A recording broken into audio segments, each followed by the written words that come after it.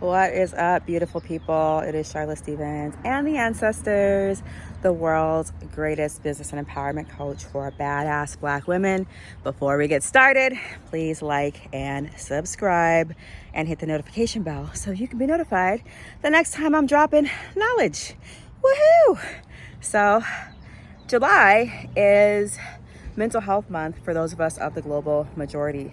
And the thing about being part of the global majority is that being historically oppressed and mistreated and excluded will definitely give you mental health issues, right? That can lead to anxiety, depression, eating disorders, OCD behaviors, because you feel like you have to compensate for all the ways that people are looking at you negatively, schizophrenia, bipolar, etc. And what happens for a lot of us from the global majority is that we don't have access to healthcare.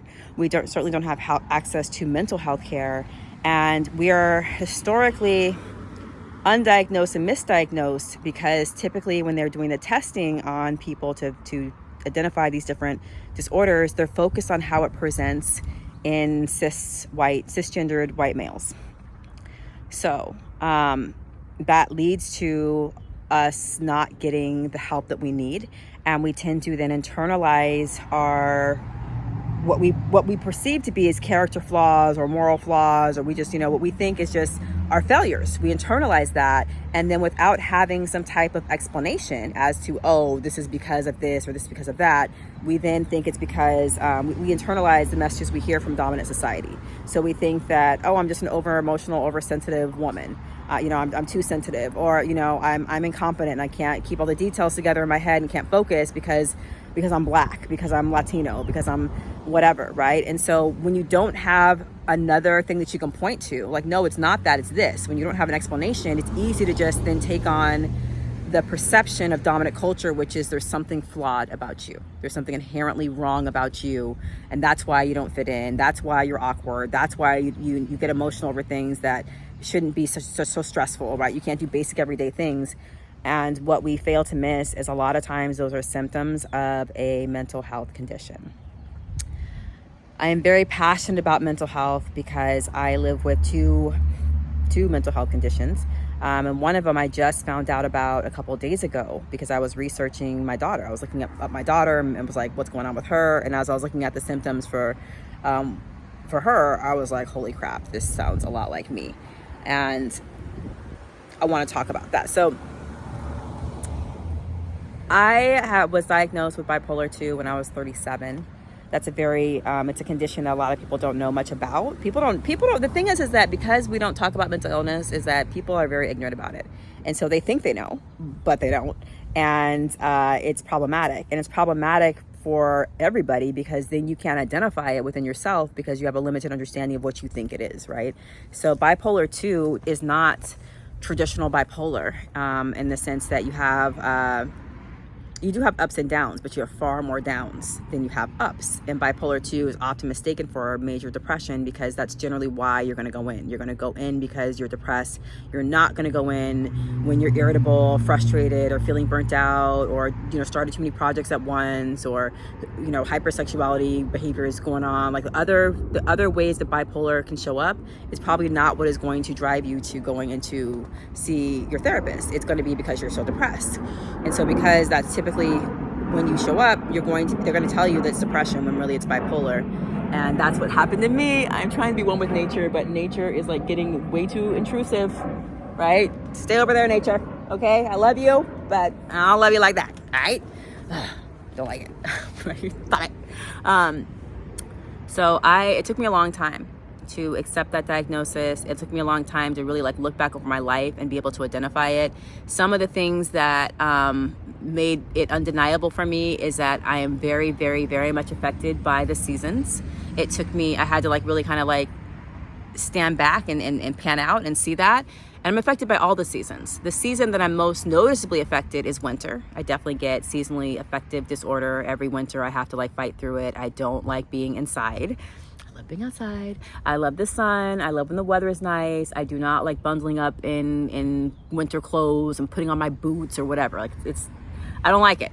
The lack of sunlight really messes with my mental health, right? I need my serotonin, I need my vitamin D, I need all of that. And so I knew from before that winter was hard for me. But now that I've really kind of identified the bipolar in my life, every season is hard for me, or every season has an impact on my mood, my energy, my behavior, etc. So winter is difficult, and then spring I can get hypomanic. I can want to do way too much because I'm so excited that the sun is coming out and there's more light and I can go outside, and so I want to do all the things, and I can get really like manicky, like or hypomanic, because bipolar 2 we only get hypomanic, but I can want to do all the things and start all the projects and take on too much and then burn out. And so when springtime comes, I have to recommit to a sleep schedule. I have to, because winter, it's not hard to sleep. It's so dark, it's so boring. But in the spring, I have to recommit to, okay, you know, get your 8 hours of sleep. Don't be up all night. Don't be doing all the things. Put a limit, right? And the summer, that is exacerbated, I think that's how you say it. Intensified, amplified. Because the summer, I usually give myself like 12 hours to get like 8 hours of sleep, meaning like, 12 hours of darkness, or a lot of time to get that sleep I need. And the summer, the sun's only down for 8 hours. So if I don't go to sleep immediately when the sun goes down, like chances are I'm gonna be trying to sleep when the sunlight is out, and that's challenging. So in the summer, my plan is to take 1 to 2 naps in a day. So I know I'm not going to get all my sleep during the night. I average about 6 hours in the summer at nighttime. So my plan is to compensate for that by taking a nap, scheduling in 1 to 2 naps during the day. That's something I would normally do during the winter or the spring, but it's I have to change up my plan. So I was diagnosed with bipolar 2, and the thing about bipolar is, your moods shift, but they shift over time. So you might be in a certain mood state for, weeks, months. It's not like rapid moodiness, right? So I was able to more or less get that stabilized, right? I got really strict about my schedule and like how I have to live my life and managing my stress and my sleep and my diet, right? Am I taking my supplements and drinking my water and doing all the things?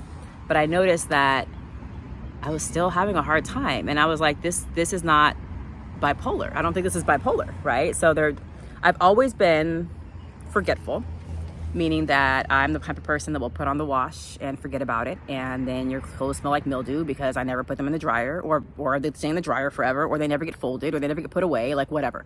I'm forgetful, plus anything with a whole lot of steps, I get lost somewhere along the way in those steps, right? If there's 20 steps, I'm gonna get lost at step 3. I'm gonna go take a detour at step 11, and I may never come back, right? I may never come back to finish all the steps.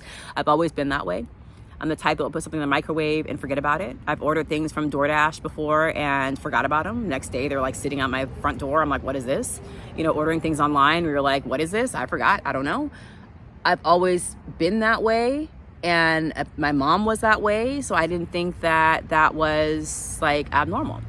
I've always had to set a gazillion alarms and reminders and have things in my calendar, and even then I still miss appointments, or I show up too early, I show up a day early, or I show up late, and I lose my keys, and I forget important details, and I forget conversations my friends just had with me. I just told this to you, Charlotte, weren't you listening? I thought I was trying to. And then because of all of that, internalizing, feeling like if I just was more organized, if I just tried harder, if I just worked at it, like why can't I do these things? Why can't I remember these things? Like what's wrong with me, right? That constant feeling of what's wrong with me, the constant feeling of I'm not good enough, the feeling of how come everybody else can open their mail and they're not overwhelmed by it, but I am? How come I'm calm in a crisis, but the slightest thing happens in my schedule and I'm having a panic attack? How come navigating, the streets of San Francisco caused me to drive around in a panic attack for 3 hours once on a job? Like, there's all these times when I just felt like I'm incompetent. I'm too emotional. I'm cluttered. There's always clutter around me. I'm messy. I'm always late. And so you start to internalize all of that and feel like I'm a failure. At the same time, and this is part of the reason why you feel like a failure, or why I felt like a failure, is like I'm very accomplished. I'm very what is that word? Ambitious.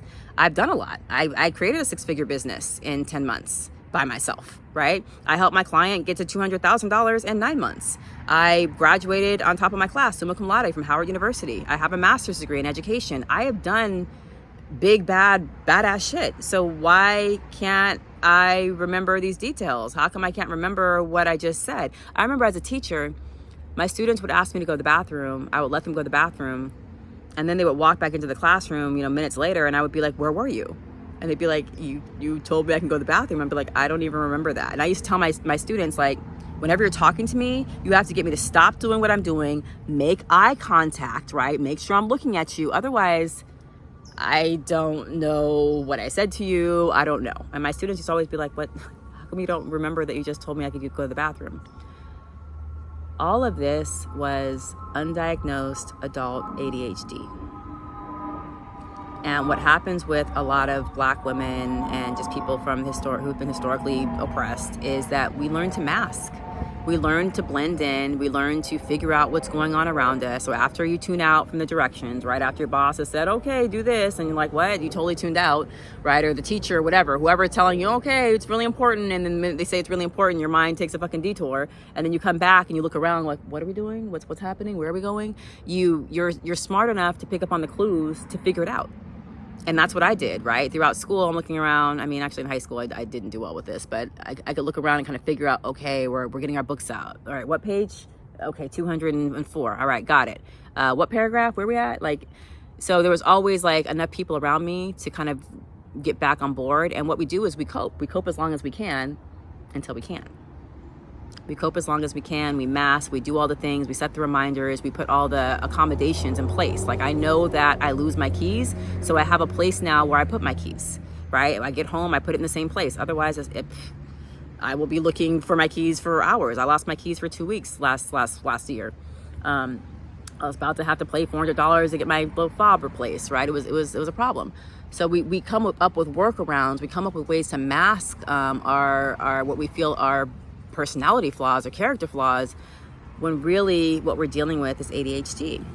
And the thing about ADHD is that it's been tested on white boys. So again, we'd never really thought about how does this show up? How does this present itself in women, in girls? And how it presents in us is we don't have a lot of times the outward presentation, even though I will say this, I can't sit still for long. I cannot watch a movie. Like, I hate fucking long movies. I wish they had intermission. I wish there was time to like scroll on my phone. I gotta just do something else.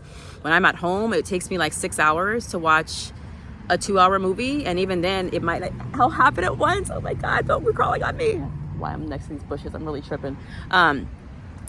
Like last weekend, I watched a movie. I was really into it, but then I stop in the movie. I start researching. I start like Googling things they're saying. I start like looking up the truth. If it's based on somebody who's really alive, I go look up their story. I get really like, I hyper focus, and I'm active, right? I can't just sit there and just watch something. And in the same way with meetings, the same way with even like seminars, expos, anything that's long and requires me to sit and pay attention, I cannot fucking do it.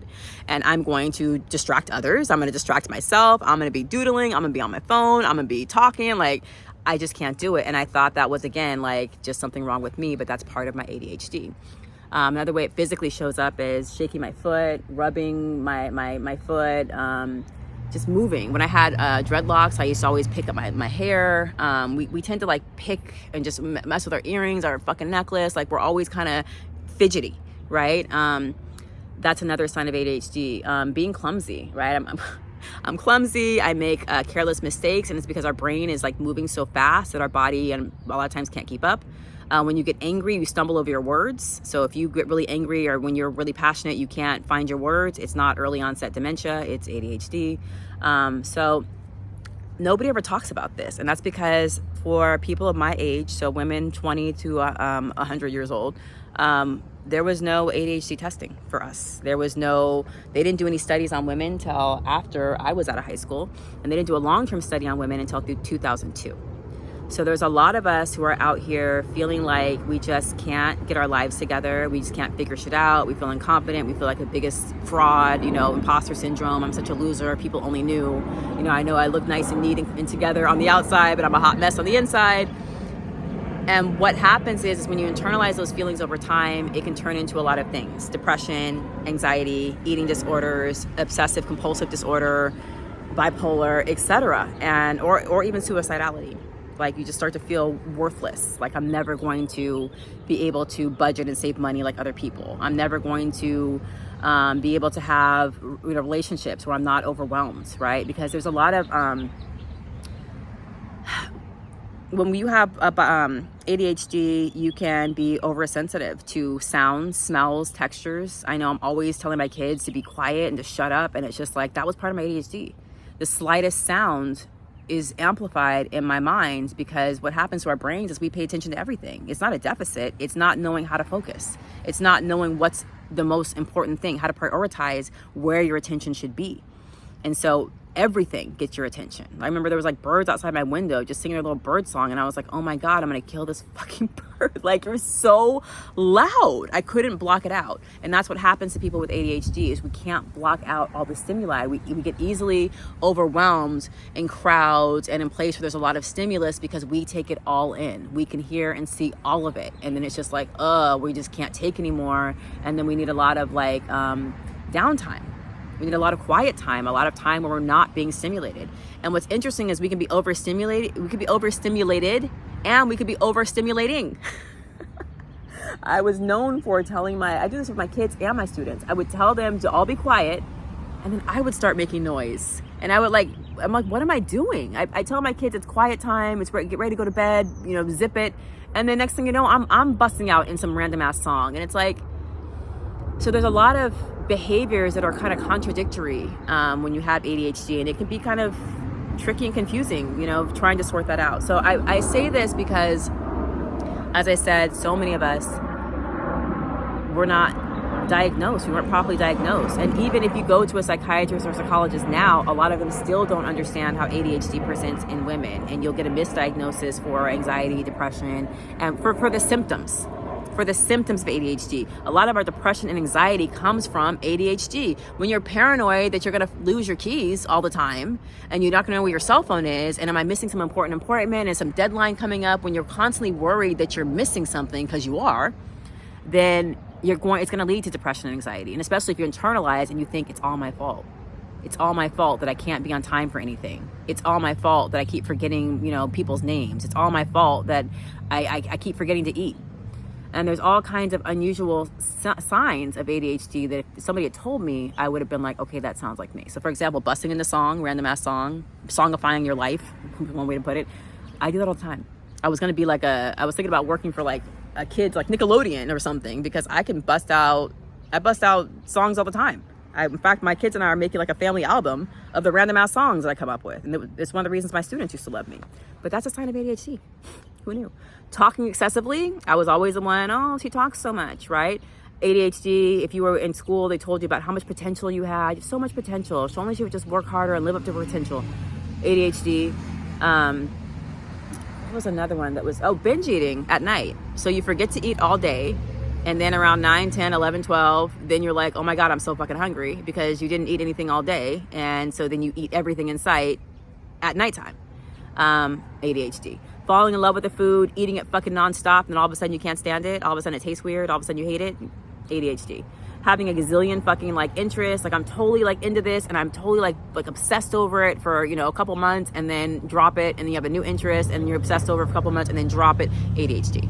So there's so many things that we think are us. And we think that, like, why can't I just focus? Why can't I just do the thing? Why can't I just...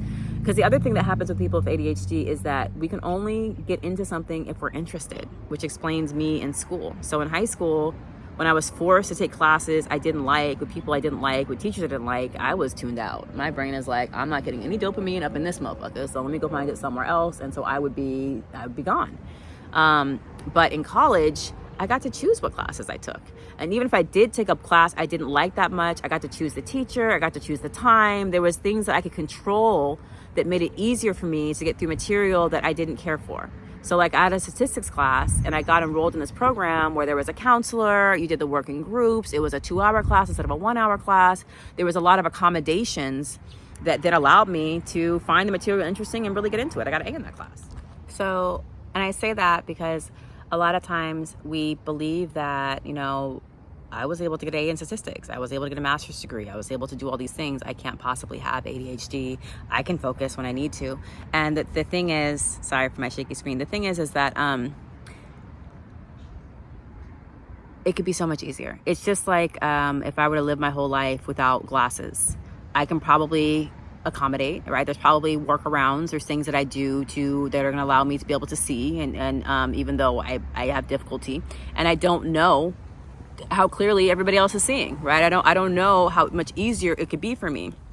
And that's the thing with ADHD, is that most of us have found a way to make sense of our situation. We found workarounds, we found accommodations.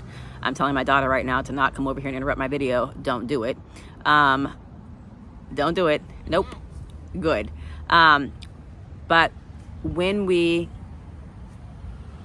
get the treatment that we need, then we can be the best that we can be. So right now, because I have ADHD and my daughter is in front of me throwing rocks, I cannot filter out what's important, and I'm being distracted by her, which is why she's going to go back into the house. Goodbye, Nevaeh. See you later. Bye. So that I can focus on doing this video. Part of having this condition, as I mentioned before, is that you can see everything. You pay attention to everything. So while somebody else may be able to still focus on doing the little YouTube video while their daughter's throwing rocks in the background, I can't.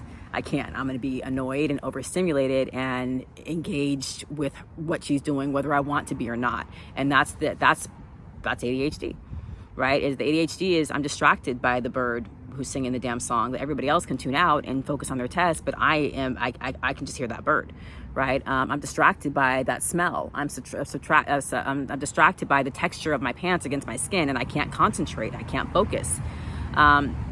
Again, we can get overwhelmed and we can easily feel overwhelmed. Oftentimes we're chronically stressed, we're anxious, we're feeling overwhelmed, and we have to do a lot of self-soothing in order to calm ourselves. Like right now, I'm rubbing my foot, right? Like I'm always subconsciously kind of like doing some self-soothing because there's too much stimulus, right? I can hear the plane, I can feel the wind, I'm being distracted by the plants that are moving, like all the colors, the sunlight, like there's just so much at any given time. And what has been really helpful for me now that I understand that is I have so much more compassion for myself. So for example, I had to make a phone call earlier today, and I was talking to like an administrator at the hospital, and she was telling me things that have multiple steps. I hate when people talk to me and tell me things that have multiple steps. And I realized that this is an audio processing issue. I would have never thought I had an audio processing issue, but I do. Because another one of the unusual characteristics of people with ADHD is captions. I fucking love captions. Oh my God. I can't watch TV without captions because I can't hear. I can't hear. I also like, I watch people's mouths. So when COVID was happening and people had mask over their mouths, I can't hear. I have to watch your mouth and like the way that you're forming the words in order to hear you. Otherwise I can't, if it's just, I can't see you and I just have to listen. No. And it's not that I can't hear you. It's that I have a hard time processing because there's steps. I have to listen to you, and I also have to think about what you're saying. And that is challenging for me. And I have less challenge with reading something and processing what you're saying. That's easier for me. I've always preferred something in writing than a video, which is weird. I mean, not always, but like, for example, if there's something that happened in the news and there's a video on it versus a written article, I want the written article.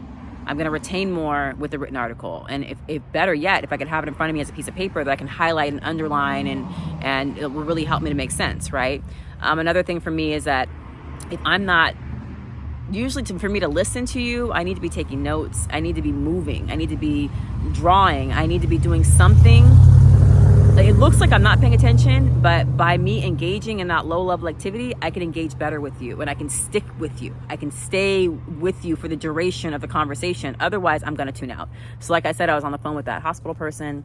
She's giving me multiple step directions, and I'm just like, I heard the first part. I was able to stay with the first part and summarize the first part. She moved to the second part, and my brain took off. I'm fucking bored. This is too long. I can't do it.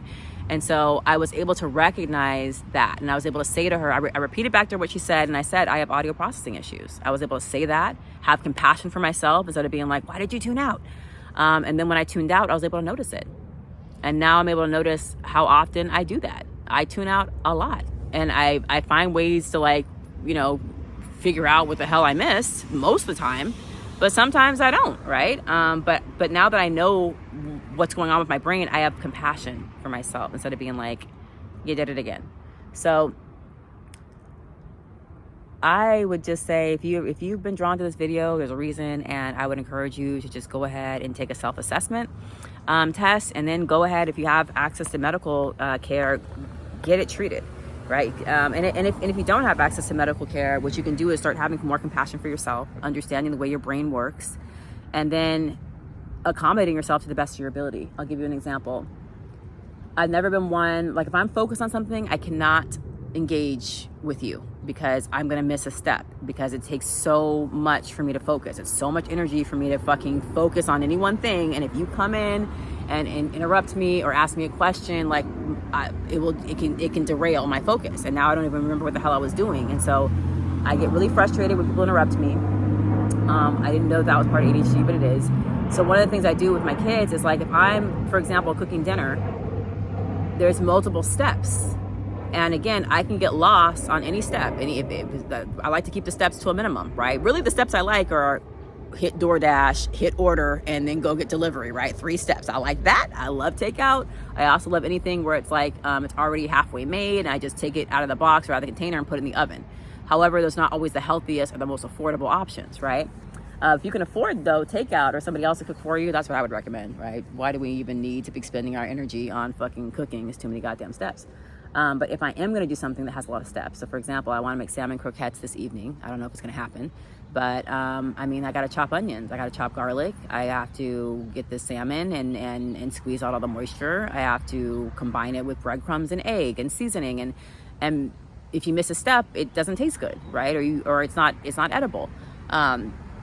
So during that time, typically when I like to do my cooking that has that many steps, I like to do it at nighttime, when everybody's leaving me the fuck alone. My kids are in bed. I'm not going to be interrupted. There's no issues, right? Like, I can just execute, focus, and be done. That's how I like to do it. But what I'm going to tell my kids is I'm going to send them in the other room so nobody can come and bug me about, can I have a popsicle, or where's my notebook? Like, no, because the minute you send my mind already does that naturally, right? I have ADHD. I don't need you to fucking ask random questions. My mind's always saying random things to me. So I'm already fighting that. I'm already like, you know, putting my mind in a headlock and gagging it for the whole time that I'm trying to make this meal. It's a lot of energy, right? Just to do that. I can't do that, make this meal and you know, open your applesauce. I can't do all 3 of those. Like, no, right? So I have more compassion with myself instead of feeling like, well, why can't I? Everybody else can. Like, fuck everybody else. I can't make you a great meal, right? Focus on making you a great meal and cater to you. I'm already telling my mind to shut the fuck up so that I can focus on this goddamn salmon croquettes and not on random ass questions like, do octopus sleep? And why aren't there more people named Ian? Like, my mind just, it's always going. And then it always talks shit to me too. So while it's asking me random questions, it's also like, and you didn't do this, and your to-do list, and you forgot that typo. And so it does that all day, every day. And in between there, I also have to be like, well, feed the kids. And like, again, the problem is prioritizing. My mind wants to focus on do octopus sleep, and in the meantime, I haven't fed my kids yet. The priority should be feeding the fucking kids. But my mind can't distinguish between what is the best use of my energy. So all that to say that if I'm making a multiple step dinner, the kids have to go away. It's like leave me alone for an hour so that I can make sure that your food doesn't taste like crap. Otherwise, I'm gonna miss an important step and you're gonna get garbage food. So those are the types of things that you can do for yourself, whether you go get, you know, on medication or not, to help you, because it's exhausting. And the statistics for us with ADHD are not great. And this is why you should take it seriously. It's much more than I forgot shit. It takes, so for example, on average, our life expectancy is 13 years less. So if most people are dying at 80, our life expectancy is 67. And for bipolar, it's 10 to 20 years less. So I don't even know, I have both. I don't know if I take an average, but it takes years off of your life because it's stressful, right? And you feel incompetent, and you have to do all these workarounds, and you're doing, you know, mental gymnastics that other people are not fucking doing. So that's why it's important to take this seriously. It's important to get a proper diagnosis. It's important to see if that's what's going on with you, because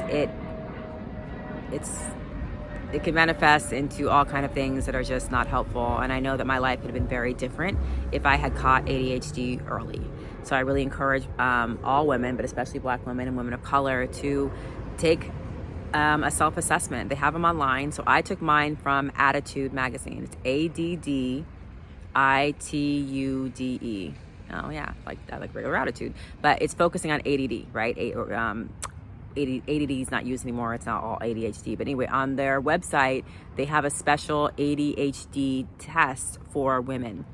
And I highly recommend that you take the one for women, because again, it shows up differently for us. And for me, when I took that test, I scored like, I think it was 59 out of 67, something like that. It was high. It equated to 79%. My daughter got an 80% when we took it for young girls. But it's just good to know that information. So again, you can have more compassion, right? I have much more compassion for myself. I'm not going to allow people to tell me I'm lazy or I'm weak or I'm just forgetful or whatever. Like, that's not acceptable. And it's also having me parent my daughter differently. Like, now I understand, why she interrupts me, why she is asking me these questions when it's just like, I already answered that. Like, I have less impatience, and it's really kind of, your kids are a mirror, right? I get to kind of reparent myself through the way that I reparent her. And the more I can have compassion with her and recognize, this is just a symptom of her ADHD, I can then recognize it in myself and have more compassion and be like, this is just a symptom that I'm having. This is how my condition manifests itself. And the more that I can articulate that, then now it's not the case of, I have nothing to point to, right? I don't know why I'm acting like this. I know why I'm acting like this. I know why this comes up for me. It's not a character flaw. It's not because I'm just a hysterical woman who's oversensitive. It's not just because I'm Black and, or all the other things, right? Or you're racist and sexist, right? Because really it's your issue, not mine, right? It's not any of your issues and what you perceive about me.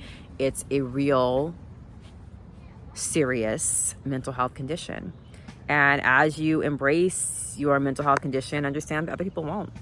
There are people who will not believe you, who won't take it seriously. You'll be like, that's some bullshit. You're just making excuses. And you have to continue to show compassion to yourself and remind yourself, no, this is real. This is real.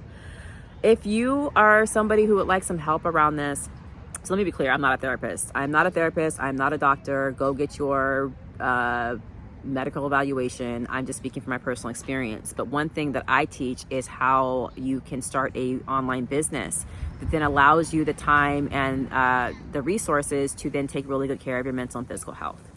Because most of us, we don't have the energy, we don't have the time in our day to really pour into ourselves. We don't have the energy. We're not getting the sleep we need. We're not making the money we want to see. We're not doing work that we really love. So all of that makes things worse for us. And so what I encourage Black women to do is to start a work from home online business that really allows you to cater to your wellness.